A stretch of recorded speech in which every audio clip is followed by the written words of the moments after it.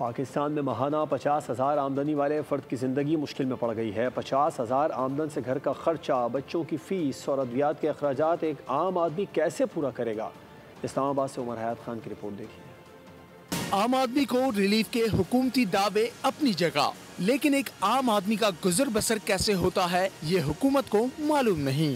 ماہانہ 50,000 آمدنی والے شخص کے اخراجات مشکل سے پورے ہوتے ہیں، بلکہ عام شخص مقروض ہو رہا ہے اور قرض تلے دب رہا ہے۔ 50,000 کی تنخواہ اگر کسی کی ہے تو بہت مشکل گزارا ہوتا ہے، اور اتنا مہنگائی ہوگی ہے۔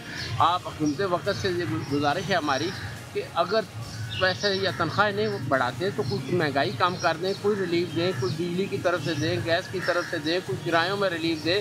2 بچے ہیں نا، وہ اسکول کی فیسیں اتنی ہیں، 3-3, 4-4 ہزار روپے فیس ہیں، 8-10 ہزار گزر کرنا ہوتا ہے۔ اس کے علاوہ بجلی کا بل جو آتا ہے وہ تقریباً 201 یونٹ بھی اگر ہو جائے نا تو وہ تقریباً 8,000 10,000 تک چلا جاتا ہے، تو بہت مشکل گزارا ہوتا ہے۔ مکان بھی اگر بندے کا کرائے کا ہو تو وہ کرایہ دے یا بچوں کو پالے یا کیا کرے، وہ 50 کیا وہ لاکھ روپے سے اوپر خرچہ جاتا ہے، لیکن کوئی سنوائی نہیں ہو رہی۔ ماہانہ 50,000 آمدنی والے شخص کے گھر کے کچن کا خرچہ کم از کم 35,000 روپے ماہانہ ہے۔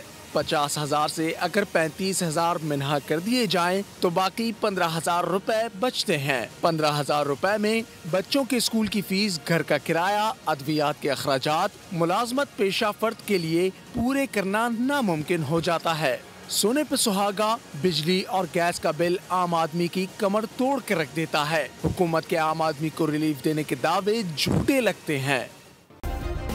سبسکرائب کریں اور بیل دبائیں تاکہ کوئی خبر رہ نہ جائے۔